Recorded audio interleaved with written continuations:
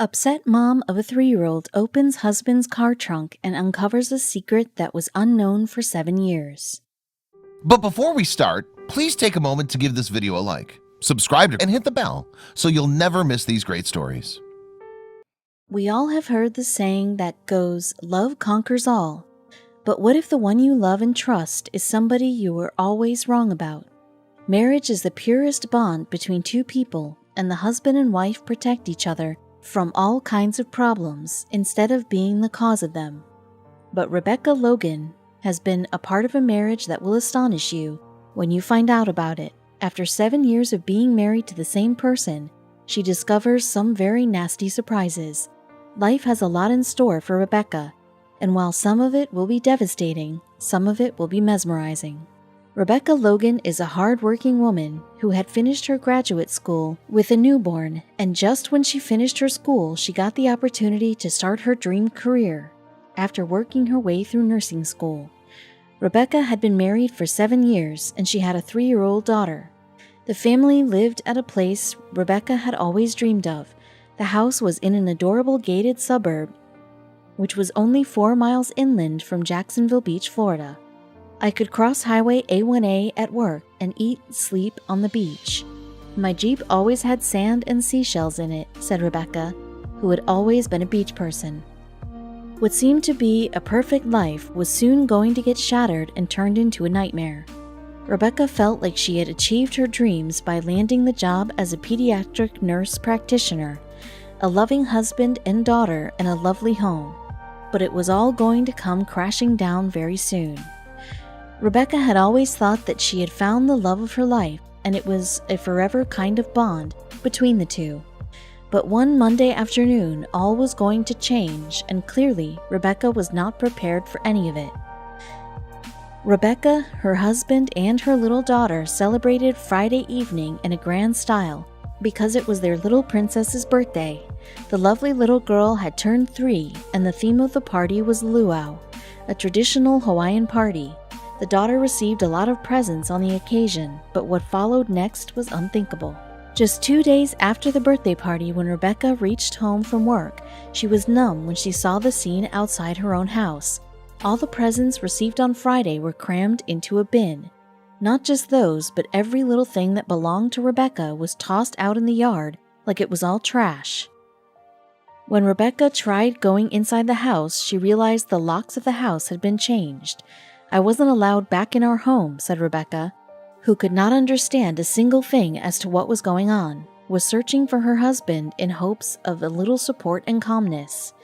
When Rebecca asked for the reason of eviction from her own home, she found out that they were 3 months behind in the rent.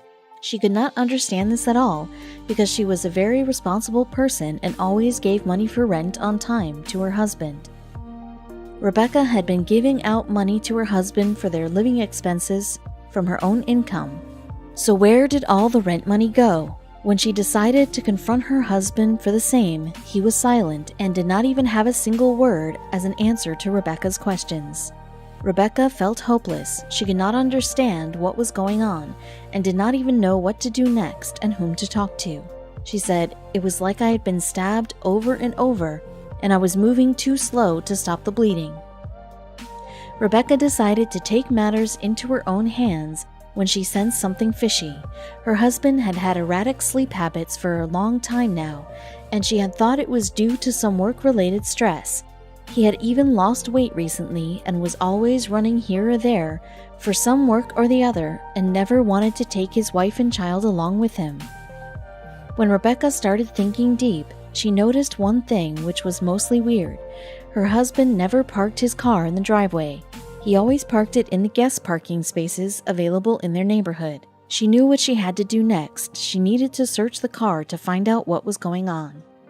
When Rebecca searched her husband's car, she found empty cans and pill bottles all scattered in the car. But there was something even bigger that was going to be the nightmare for Rebecca. This was just the beginning of the destruction of her life. "I did some digging and found empty pill bottles and many empty beer cans in his car," Rebecca said. The wife found out that her husband had been hiding his substance abuse problem from her, all of which he hid in the same car in which he drove his own child to school. The pills were not the only horrifying thing that Rebecca was to come across. She decided to search further in the car that she was always kept away from. She searched under the seats and in the trunk of the car. As soon as she opened the trunk, she was taken aback by what she saw in front of her eyes. The trunk was full of several years of mail, all of which were addressed to Rebecca. Her own husband had been keeping letters from her that were from collection agencies, various bills, birthday cards, and a lot of other things. But why did he do this? Why had he been keeping so many secrets from his own family? Confused, hurt, and angry were my only emotions for the next few days. I was running on fumes and couldn't eat or sleep.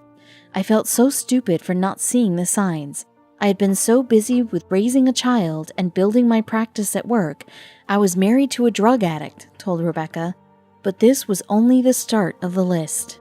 The addiction, the stealing, the lying, as if all this was not enough, that something even more hurtful was to follow in Rebecca and her little daughter's life. The picture was soon going to uncover itself, and the man Rebecca had married would suddenly be like someone she had never known. With tears in her eyes, Rebecca said, "He has been lying to me for years, and my credit was unfortunately ruined because of it. I had no idea how easy it was to open credit cards and take out personal loans in your spouse's name. I thought I had stayed on top of my bills, but had no idea he was secretly hiding things from me over the course of our 7-year marriage."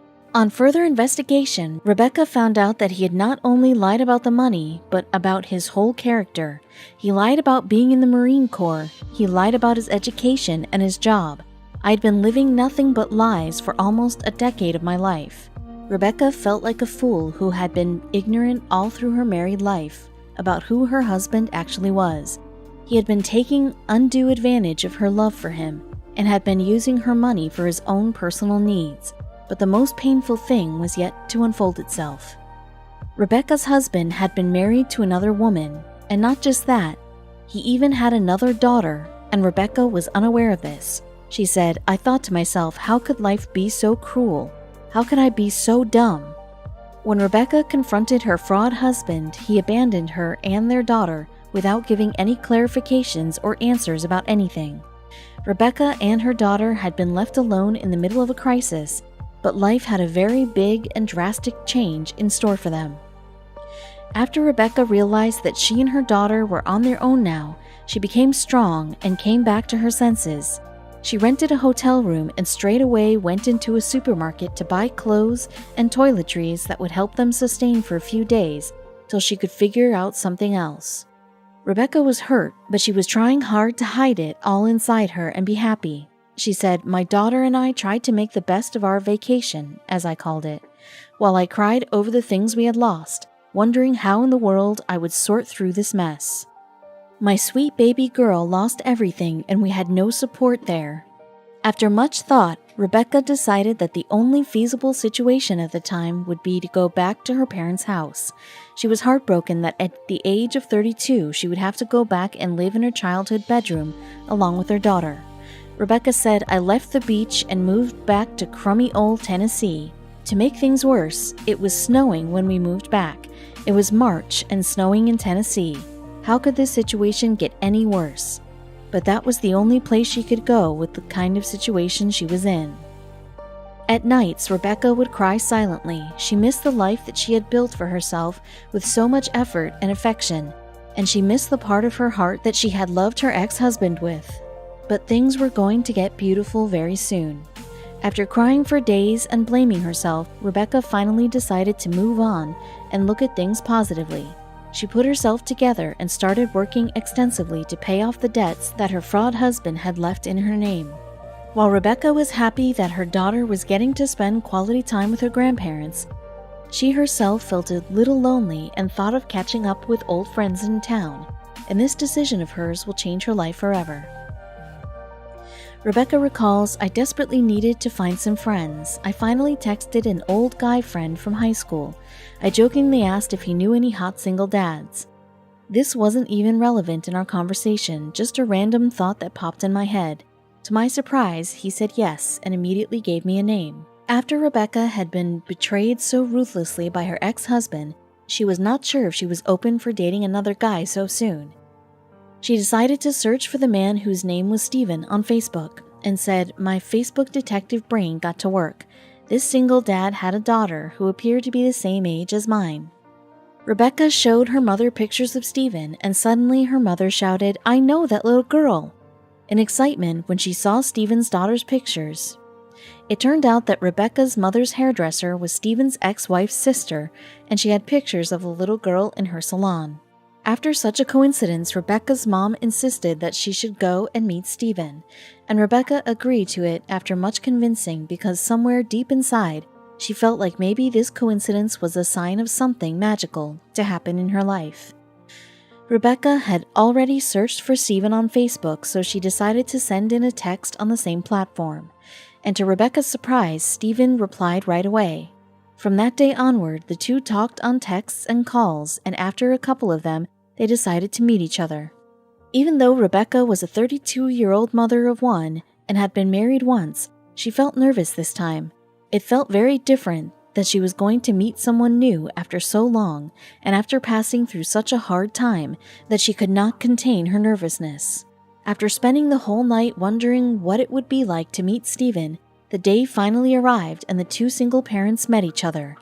And Rebecca's experience was, "I had the biggest grin all day and I was smitten. I could not stop thinking about him."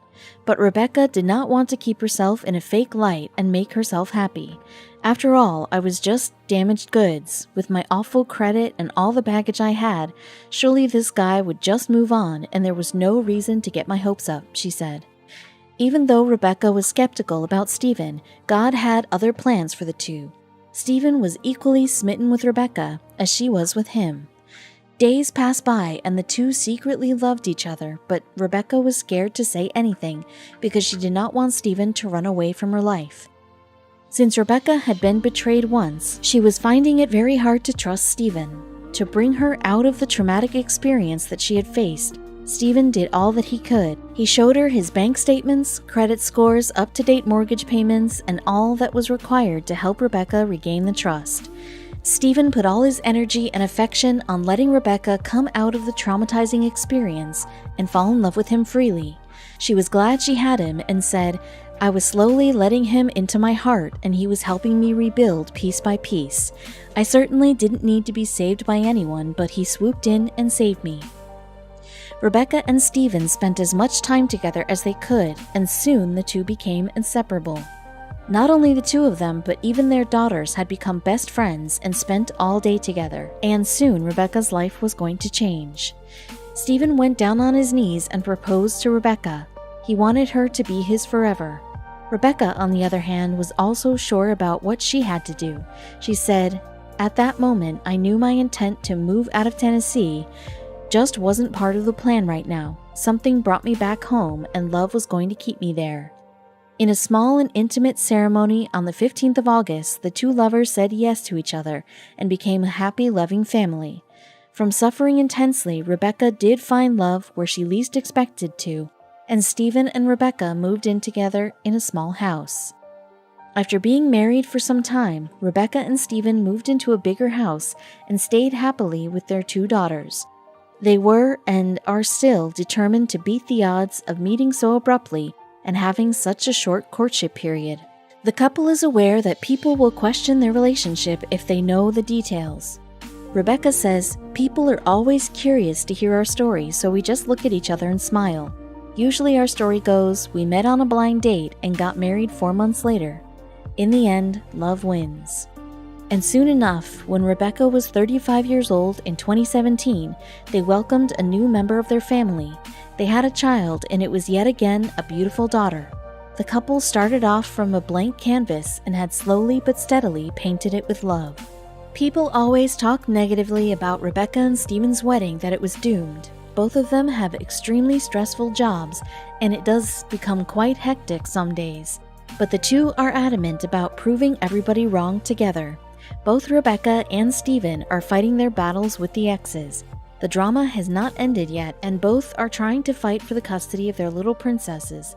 But none of them is willing to give up, and will do all that they can to win every battle that comes their way.